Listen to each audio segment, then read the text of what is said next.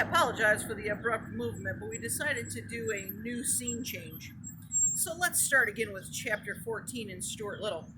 An evening on the river.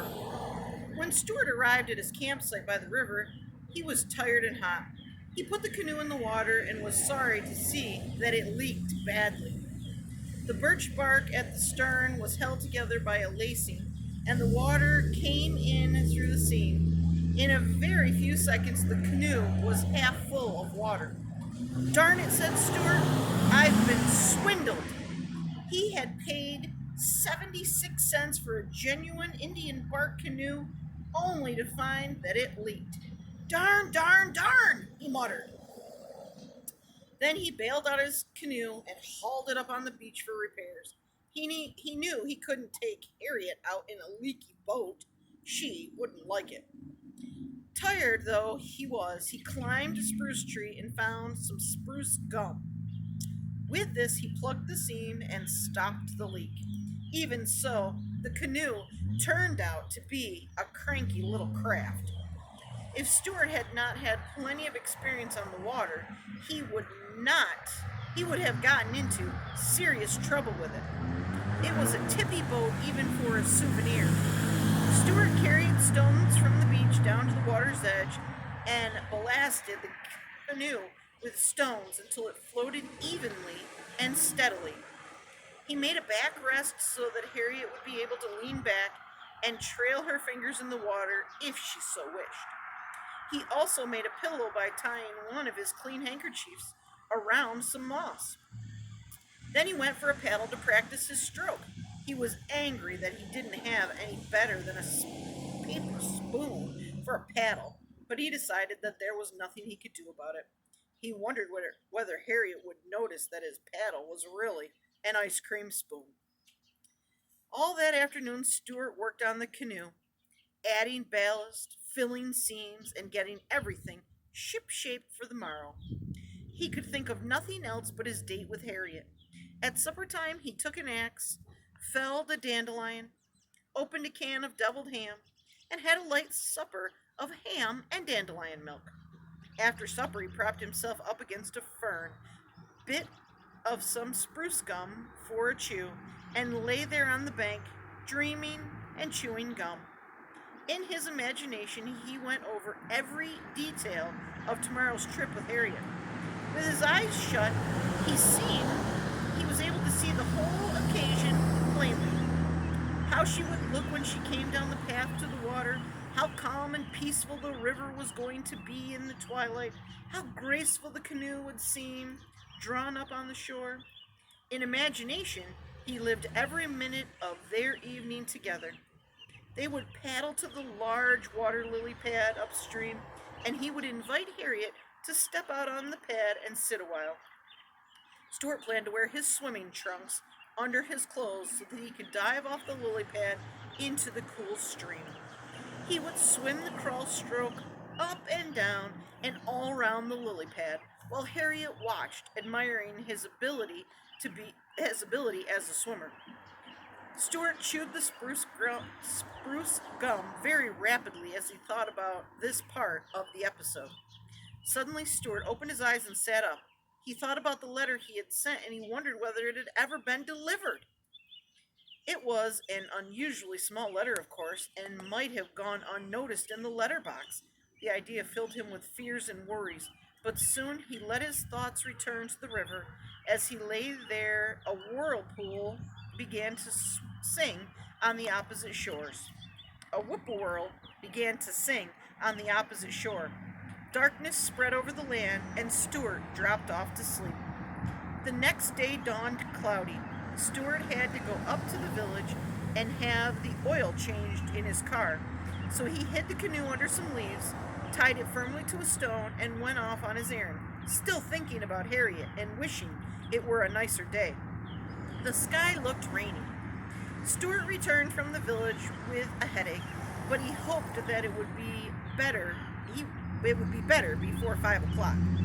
He felt rather nervous. He spent the afternoon lying around camp, trying on different shirts to see which looked best on him and combing his whiskers. He would no sooner get a clean shirt on Then he would discover that it was wet under the arms from nervous persi- perspiration, and he would have to change it for a dry one. He put on a clean shirt at 2 o'clock, another at 3 o'clock, and another at 4:15. This took up almost all of the afternoon. As 5 o'clock drew near, Stuart grew more and more nervous. He kept looking at his watch, glancing up the path, combing his hair, talking to himself, and fidgeting. The day had turned chilly, and Stuart was almost sure that there was going to be rain. He couldn't imagine what he would do if it should rain just as Harriet Ames showed up to go canoeing. At last, 5 o'clock arrived. Stuart heard someone coming down the path. It was Harriet. She had accepted his invitation. Stuart threw himself down against a stump and tried to strike an easy attitude, as though he was accustomed to taking girls out. He waited till Harriet was within a few feet of him, then got up. "Hello there," he said, trying to keep his voice from trembling. "Are you Mr. Little?" asked Harriet. "Yes," said Stuart. "It's nice of you to come." "Well, it was very good of you to ask me," replied Harriet. She was wearing a white sweater, a tweed skirt, short white wool socks, and sneakers. Her hair was tied with a bright-colored handkerchief, and Stuart noticed that she carried a box of peppermints in her hand. "Not at all. Glad to see you," said Stuart. "I only wish we had better weather. Looks rather sticky, don't you think?" Stuart asked, trying to make his voice sound as though he had an English accent. Stuart looked at the sky, and not Harriet looked at the sky and nodded. "Oh well," she said. "If it rains, it rains." "Sure," repeated Stuart. "If it rains, it rains. My canoe is a short distance up the shore. May I help you over the rough places in the path?" Stuart was a courteous mouse by nature, but Harriet said she didn't need any help. She was an active girl and not at all inclined to stumble or fall. Stuart led the way to where he had hidden the canoe, and Harriet followed. But when they reached the spot, Stuart was horrified to discover the canoe was not there. It had disappeared. Stuart's heart sank. He felt like crying. "The canoe is gone," he groaned. Then he began racing wildly up and down the bank, looking everywhere. Harriet joined in the search, and after a while they found the canoe. But it was a mess. Someone had played with it. A long piece of heavy string was tied to one end. The ballast rocks were gone. The pillow was gone. The backrest was gone. The spruce gum had come out of the seam. Mud was all over everything, and one of the paddles was all bent and twisted. It was just a mess. It looked just the way the birch bark canoe looked after some big boys are finished playing with it. Stuart was heartbroken. He did not know what to do. He sat down on a twig and buried his head in his hands. "Oh, gee," he kept saying. "Oh, gee whiz." "What's the trouble?" asked Harriet. "Miss Ames," said Stuart in a trembling voice, "I assure you I had everything beautifully arranged. Everything. And now look." Harriet was for fixing the canoe up and going out on the river anyway. But Stuart couldn't stand the idea. "It's no use," he said bitterly.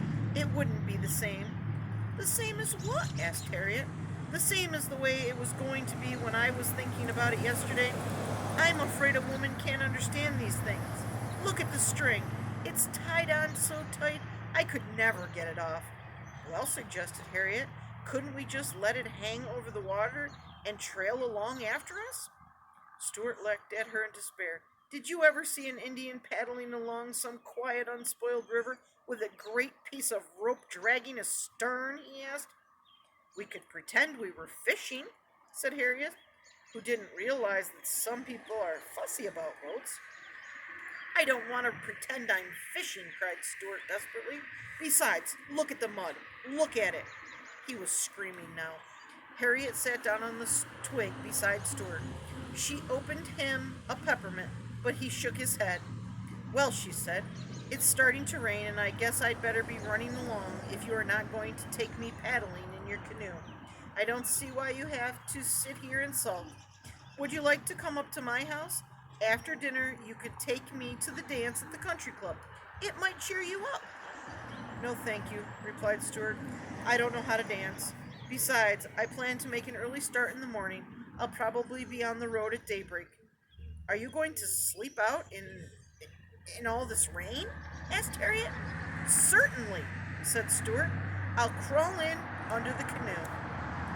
Harriet shrugged her shoulders. Well, she said, goodbye, Mr. Little. Goodbye, Miss Ames, said Stuart. I'm sorry our evening on the river had to end like this. So am I, said Harriet, as she walked along the wet path toward Tracy's Lane, leaving Stuart alone with his book, his broken dreams, and his damaged canoe. Chapter 15. Heading North. Stuart slept under the canoe that night. He awakened at 4 to find that the rain had stopped. The day would break clear. Already the birds were beginning to stir and make bright sounds in the branches overhead. Stuart never let a bird pass without looking to see if it was Margalo. At the edge of the town, he found a filling station and stopped to take on some gas. 5, please, said Stuart to the attendant. The man looked at the tiny automobile in amazement. 5 what? He asked. 5 drops, said Stuart, but the man shook his head and said he couldn't sell such a small amount of gas. Why can't you? Demanded Stuart. You need the money and I need the gas. Why can't we work something out between us? The filling station man went inside and came back with a medicine dropper. Stuart unscrewed the cap of the tank and the man put in 5 drops of gasoline. I've never done anything like this before, he said. Better look at the oil too, said Stuart. After everything had been checked and the money had been paid, Stuart climbed in, starting the engine, and drove out onto the highway. The sky was growing brighter, and along the river the mist of morning hung in the early light. The village was still asleep. Stuart's car purred along smoothly. Stuart felt refreshed and glad to be on the move again. Half a mile out of town, the road forked. One road seemed to go off toward the west, and the other road continued north. Stuart drew up to the side of the northbound road and got out to look the situation over. To his surprise, he discovered that there was a man sitting in the ditch leaning against a signpost. The man wore spurs on his legs. He wore a heavy leather belt, and Stuart realized that he must be a repairman for the telephone company. Good morning, said Stuart in a friendly voice. The repairman raised one hand to his head in a salute. Stuart sat down in the ditch beside the man and breathed deeply of the sweet, fresh-smelling air. It's going to be a fine day, he observed. Yes, agreed the repairman, a fine day. I am looking forward to climbing my poles. I wish you fair skies and a tight grip, said Stuart. By the way, do you ever see any birds at the top of your poles? Yes, I see a number of birds, replied the repairman. Well, if you ever run across a bird named Margalo, said Stuart, I'd appreciate it if you would drop me a line. Here's my card. Describe the bird, said the repairman, taking out a pad and pencil. Brown, said Stuart.